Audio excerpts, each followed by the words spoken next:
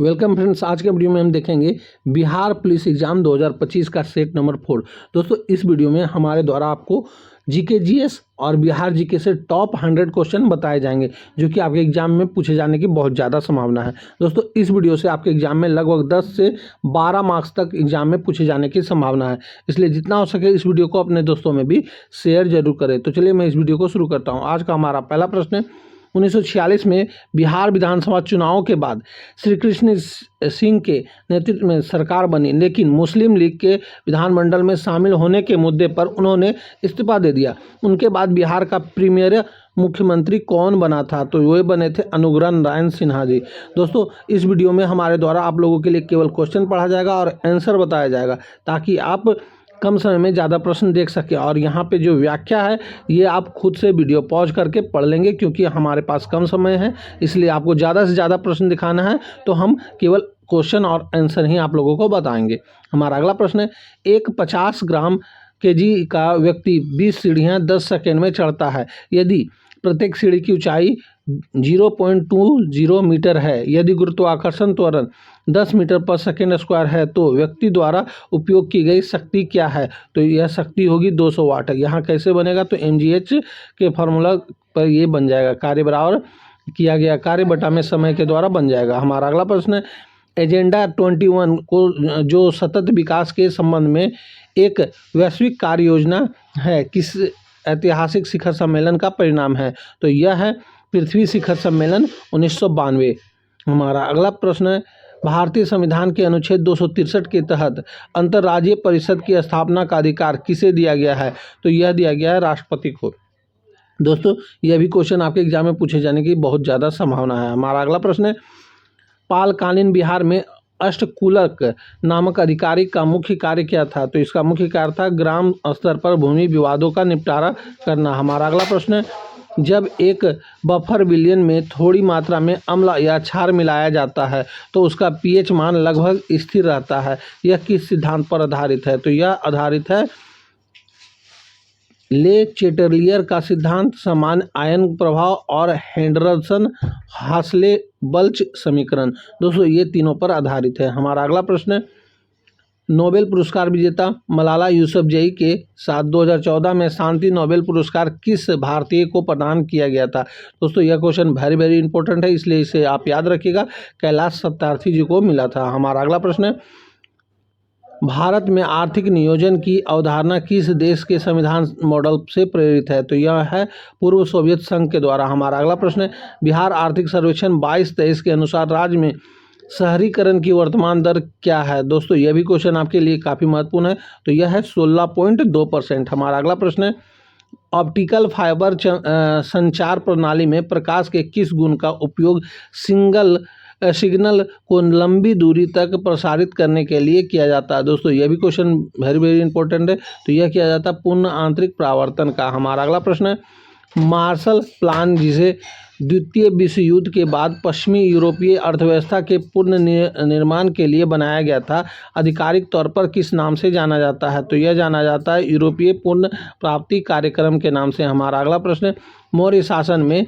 संविधान नामक आधिकारिक का क्या कर्तव्य है? तो इसका कर्तव्य होता है राजकीय कोषागार और भंडार गृह का मुख्य संरक्षण करना। हमारा अगला प्रश्न है, बिहार के किस जिले में ककोलत जलप्रपात स्थित है, जिसके बारे में किंवदंती है कि एक राजा को सर्प बनने का श्राप मिला था?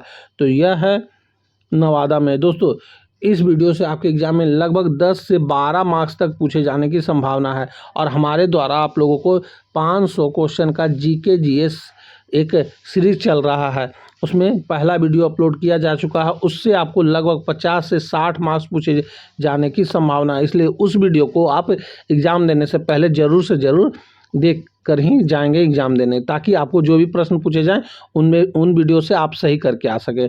हमारा अगला प्रश्न है, निम्नलिखित में से कौन सा एंजाइम प्रोटीन को पेप्टोन में परिवर्तित करता है? तो वह है एंजाइम पेप्सिन। हमारा अगला प्रश्न है, गुट निरपेक्ष आंदोलन शब्द का पहली बार प्रयोग किसने किया था और इसके वस्तुकारों में कौन शामिल नहीं था? तो यह है महात्मा गांधी और गमला अब्देल नासर जी शामिल नहीं थे। हमारा अगला प्रश्न है, भारत के नियंत्रण एवं महालेखा परीक्षक के संबंध में निम्नलिखित में से कौन सा कथन सही नहीं है।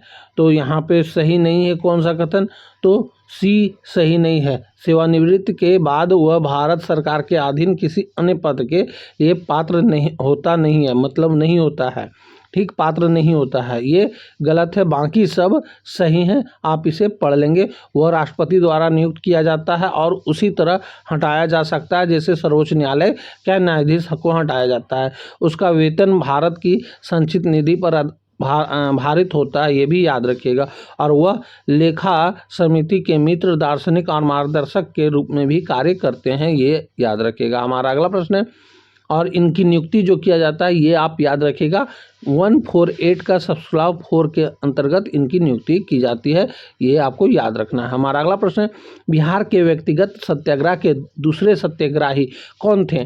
तो ये थे अनुग्रह नारायण सिन्हा जी, जो कि मुख्यमंत्री थे। हमारा अगला प्रश्न है, मनुष्य के रक्त समूह की खोज कार्ल लैंडस्टीनर ने किस स्थिति थी लैंडस्टीनर ने की थी, लेकिन RH फैक्टर की खोज उन्होंने किसके द्वारा मिलकर किया था। तो यह किया गया था अलेक्जेंडर वीनर के द्वारा। हमारा अगला प्रश्न है, बुकर पुरस्कार जीतने वाले पहले भारतीय मूल के लेखक कौन थे। तो ये थे BS नायपॉल। हमारा अगला प्रश्न है, स्वर्ण समिति की सिफारिशों के परिणाम स्वरूप भारतीय संविधान में क्या जोड़ा गया था। तो यह जोड़ा गया था मौलिक कर्तव्य। दोस्तों यह वीडियो आप लोगों के लिए काफ़ी महत्वपूर्ण होने वाला है, क्योंकि इससे आपको 10 से 12 मार्क्स तक एग्जाम में पूछे जाने की संभावना है, इसलिए जितना हो सके इस वीडियो को अपने दोस्तों में भी शेयर जरूर करें। हमारा अगला प्रश्न है, पटना विश्वविद्यालय की स्थापना किस वर्ष हुई थी। तो यह हुआ था 1917 में। हमारा अगला प्रश्न है, मानव शरीर में रक्तचाप को नियंत्रित करने वाली मुख्य ग्रंथि कौन सी है। तो यह है अधिविकृत ग्रंथि। हमारा अगला प्रश्न है, अंतर्राष्ट्रीय श्रम संगठन का मुख्यालय कहाँ स्थित है। तो यह है जिनेवा में। दोस्तों हमारे द्वारा एक टेस्ट सीरीज शुरू किया गया है जो 500 क्वेश्चन का है, इससे आपको 50 से 60 मार्क्स तक पूछे जाने की संभावना है। ऐसा क्यों, तो इसमें आपको साइंस के भी क्वेश्चन हैं और GK GS और बिहार GK और करंट अफेयर्स से रिलेटेड भी प्रश्न हैं, जो कि आपके एग्जाम के लिए काफ़ी महत्वपूर्ण है। और इन सभी से आपको 70 नंबर में से 50 से 60 मार्क्स इसी वीडियो से देखने को मिल सकते हैं, इसलिए जितना हो सके उस वीडियो को एग्जाम देने से पहले जरूर देख के जाएँ। हमारा अगला प्रश्न है, दांडी मार्च जिसे नमक सत्याग्रह के नाम से भी जाना जाता है, महात्मा गांधी द्वारा कब शुरू किया गया था। तो 1930 को शुरू किया गया था। और ये कब किया गया था, तो ये डेट आप याद रखिएगा 12 मार्च 1930 अहमदाबाद के साबरमती आश्रम से, और समाप्त हुआ था 6 अप्रैल 1930 को। नमक बनाकर यह कानून तोड़ा गया था। दोस्तों यह वेरी इंपॉर्टेंट क्वेश्चन है और इसमें जो व्याख्या है वे आप लोगों के लिए काफ़ी महत्वपूर्ण है, इसलिए इसे आप बार बार पढ़ के ही देख लेंगे। हमारा अगला प्रश्न है, बिहार केसरी के नाम से किसे जाना जाता है। तो यह जाना जाता है श्री कृष्ण सिंह जी को। हमारा अगला प्रश्न है, वाहनों के साइड मिरर में किस प्रकार के दर्पण का उपयोग किया जाता है। तो वह दर्पण है उत्तल दर्पण। हमारा अगला प्रश्न है, भारत में प्रत्येक वर्ष राष्ट्रीय विज्ञान दिवस कब मनाया जाता है। तो यह 28 फरवरी को मनाया जाता है। और कब से होता है, तो 1930 को, ये भी याद रखना है आपको। हमारा अगला प्रश्न है, भारतीय संविधान में मौलिक कर्तव्य किस संशोधन द्वारा जोड़े गए थे। तो यह 42वां संविधान संशोधन द्वारा जोड़े गए थे। हमारा अगला प्रश्न है, महात्मा गांधी सेतु जो बिहार में गंगा नदी पर बना है किन 2 शहरों को जोड़ता है। तो यह पटना और हाजीपुर को जोड़ता है। हमारा अगला प्रश्न है, एक अम्लीय विलयन का pH मान कितना होता है। तो यह होता है 7 से कम। गीत गोविंद के रचयिता कौन है। तो यह है जयदेव। हमारा अगला प्रश्न है, भारत में श्वेत क्रांति के जनक के रूप में किन्हें जाना जाता है। तो यह जाना जाता है वर्गीज कुरियन को। हमारा अगला प्रश्न है, बिहार के लोकसभा की कितनी सीटें हैं। तो यह है 40 सीटें। हमारा अगला प्रश्न है, हीमोग्लोबिन में कौन सी धातु मौजूद होती है। तो यह होती है लोहा। हमारा अगला प्रश्न है, भारत का सर्वोच्च नागरिक सम्मान कौन सा है। तो यह है भारत रत्न। हमारा अगला प्रश्न है, गौतम बुद्ध ने अपना पहला उपदेश कहाँ दिया था। दोस्तों यह क्वेश्चन आपके एग्जाम में पूछा नहीं जाएगा, इसलिए इसे आप याद रखिएगा, सारनाथ में। हमारा अगला प्रश्न है, बिहार का एकमात्र राष्ट्रीय उद्यान वाल्मीकि राष्ट्रीय उद्यान किस जिले में स्थित है? तो यह स्थित है पश्चिम चंपारण में। हमारा अगला प्रश्न है, पौधों की पत्तियों का हरा रंग किस वर्णक के कारण होता है? तो यह होता है क्लोरोफिल के कारण। हमारा अगला प्रश्न है, विश्व स्वास्थ्य संगठन का मुख्यालय कहाँ स्थित है? तो यह स्थित है जिनेवा में। हमारा अगला प्रश्न है, भारतीय राष्ट्रीय कांग्रेस की पहली महिला अध्यक्ष कौन थी? तो यह थी एनी बेसेंट। दोस्तों यह भी क्वेश्चन आपके एग्जाम में पूछा जाएगा। और कब बनी थी? तो 1917 के कलकत्ता अधिवेशन में। हमारा अगला प्रश्न है, नालंदा महाविहार को यूनेस्को की विश्व धरोहर सूची में किस वर्ष शामिल किया गया था? तो 2016 में। यह भी क्वेश्चन आपके एग्जाम के लिए काफ़ी महत्वपूर्ण है।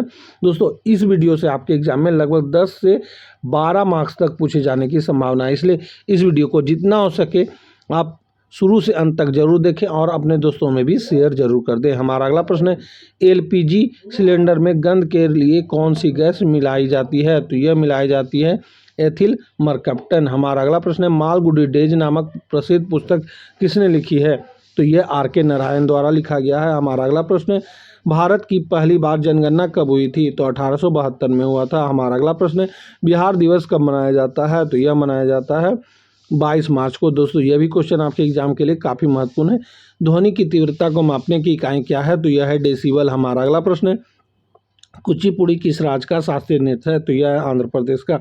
हमारा अगला प्रश्न है, भारत के संविधान की प्रस्तावना में समाजवादी और धर्मनिरपेक्ष शब्द किस संशोधन द्वारा जोड़ा गया था?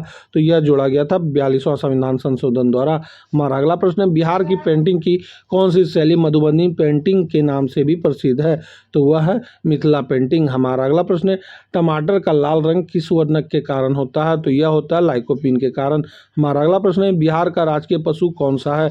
तो यह है बैल। हमारा अगला प्रश्न है, विटामिन सी की कमी से कौन सा रोग होता है? तो यह होता है स्कर्वी रोग। हमारा अगला प्रश्न है, एफिल टावर कहाँ स्थित है? तो यह पेरिस में स्थित है। हमारा अगला प्रश्न है, भारत का राष्ट्रपिता किसे कहा जाता है? महात्मा गांधी को कहा जाता है। हमारा अगला प्रश्न है, बिहार की राजधानी क्या है? तो यह है पटना। हमारा अगला प्रश्न है, बल की एसआई इकाई क्या है? तो यह है न्यूटन। हमारा अगला प्रश्न है, जापान की मुद्रा क्या है? तो यह है येन। हमारा अगला प्रश्न है, क्षेत्रफल की दृष्टि से भारत का सबसे बड़ा राज्य कौन सा है? तो यह है राजस्थान। हमारा अगला प्रश्न है, शेरशाह सूरी का मकबरा कहाँ स्थित है? दोस्तों यह भी क्वेश्चन आपके एग्जाम के लिए काफ़ी महत्वपूर्ण है। तो यह है सासाराम में। हमारा अगला प्रश्न है, साधारण नमक का रासायनिक नाम क्या है? दोस्तों यह भी क्वेश्चन आपके लिए काफ़ी महत्वपूर्ण है। तो सोडियम क्लोराइड होता है साधारण नमक का रासायनिक नाम। हमारा अगला प्रश्न है, इसका फार्मूला आप याद रखिएगा NaCl। हमारा अगला प्रश्न है, स्टैच्यू ऑफ यूनिटी किस भारतीय नेता का समर्पित है? तो यह समर्पित है सरदार वल्लभ भाई पटेल को। हमारा अगला प्रश्न है, जय जवान जय किसान का नारा किसने दिया था? लाल बहादुर शास्त्री ने दिया था। हमारा अगला प्रश्न है, बिहार का राजकीय फूल कौन सा है? तो यह है गेंदा। हमारा अगला प्रश्न है, सूर्य के प्रकाश में हमें कौन सा विटामिन मिलता है? विटामिन डी मिलता है। हमारा अगला प्रश्न है, पृथ्वी का सबसे ऊंचा पर्वत शिखर कौन सा है? तो यह है माउंट एवरेस्ट। हमारा अगला प्रश्न है, हमारा राष्ट्रगान जन गण मन किसे लिखा है? तो रविन्द्रनाथ टैगोर ने लिखा है। हमारा अगला प्रश्न है, किस नदी को बिहार का शौक कहा जाता है? कोसी को। हमारा अगला प्रश्न है, ब्रह्मांड में सबसे प्रचुर तत्व कौन सा है? तो हाइड्रोजन है। हमारा अगला प्रश्न है, ओलंपिक खेलों में कितने छल्ले होते हैं? तो यह 5 छल्ले होते हैं। और कौन कौन होते हैं? अफ्रीका, अमेरिका, एशिया, यूरोप और ओशियन का होता है। हमारा अगला प्रश्न है, आर्य समाज की स्थापना किसने की थी? तो यह किया गया था स्वामी दयानंद सरस्वती जी के द्वारा। हमारा अगला प्रश्न है, भगवान महावीर का जन्म स्थान कहाँ हुआ था? तो यह वैशाली कुंडग्राम में हुआ था। दोस्तों यह क्वेश्चन भी आपके एग्जाम के लिए काफ़ी महत्वपूर्ण है। ये जैन धर्म के 24वें तीर्थंकर थे, ये भी आपको याद रखना है। हमारा अगला प्रश्न है, पृथ्वी के वायुमंडल में सबसे अधिक मात्रा में कौन सी गैस पाई जाती है? तो यह नाइट्रोजन गैस पाई जाती है। हमारा अगला प्रश्न है, भारत की सबसे लंबी नदी कौन सी है? तो यह है गंगा। हमारा अगला प्रश्न है, डिस्कवरी ऑफ इंडिया पुस्तक किसने लिखा था? तो यह जवाहरलाल नेहरू ने लिखा था। हमारा अगला प्रश्न है, प्राचीन काल में बिहार को किस नाम से जाना जाता था? तो मगध के नाम से जाना जाता था।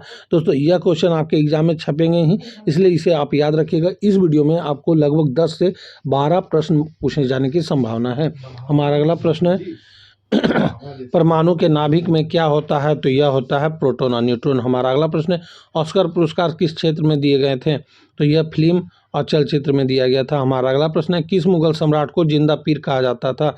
तो यह कहा जाता था औरंगजेब को। हमारा अगला प्रश्न है, 1942 के भारत छोड़ो आंदोलन के दौरान पटना सचिवालय गोलीकांड में कितने छात्र शहीद हुए थे? दोस्तों यह क्वेश्चन आपके एग्जाम के लिए काफ़ी महत्वपूर्ण है, तो इसे आप याद रखिएगा। इसमें 7 छात्र शहीद हुए थे। हमारा अगला प्रश्न है, आनुवांशिकता के जनक के रूप में किसे जाना जाता है? तो ग्रेगर मेंडल को जाना जाता है। हमारा अगला प्रश्न है, संयुक्त राष्ट्र सुरक्षा परिषद में अस्थायी सदस्य की संख्या कितनी होती है? तो 5 होती है। और वो कौन कौन है ये आपको याद रखना है। चीन, फ्रांस, रूस, यूनाइटेड किंगडम और संयुक्त राज्य अमेरिका, ये 5 सदस्य हैं। हमारा अगला प्रश्न है, ब्लू वाटर पॉलिसी या शांत जल की नीति किस पुर्तगाली गवर्नर से संबंधित है? तो ये संबंधित है फ्रांसिस्को डी अल्मेडा से। हमारा अगला प्रश्न है, बिहार में पहली बार राष्ट्रपति शासन कब लगाया गया था? तो यह 1968 में लगाया गया था।